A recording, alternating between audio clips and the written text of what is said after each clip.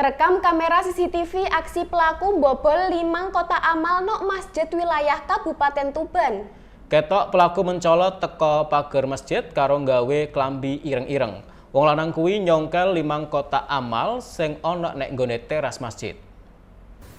Kaya iki rekaman CCTV pelaku sing bobol kotak amal nang Masjid Al-Ikhlas Perumahan Karang Indah Kelurahan Karang Kecamatan Semanding Kabupaten Tuban Sabtu tengah wengi.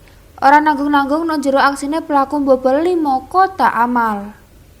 Nang jero rekaman CCTV pelaku ketok mlebu nganggo cara mencolot pagar masjid. Bar ngono pelaku sing nganggo klambi ireng-ireng iki marani 5 kotak amal sing enek nok teras masjid. Kaya wis direncanakno saurunge pelaku terus nyongkel kotak amal nganggo obeng. Sabare kasil nyongkel 3 kotak amal sing enek nang ngarepe, pelaku nyadari eneke CCTV nang nguri. Ben ora terdeteksi, pelaku ngebok kamera CCTV kuwi sampe bengkong.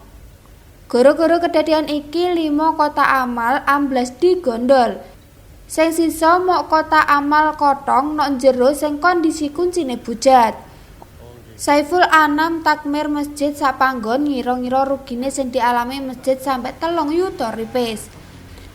Saiful karo njelasno kedadian iki kawitane kedadian nok wilayah sapanggon.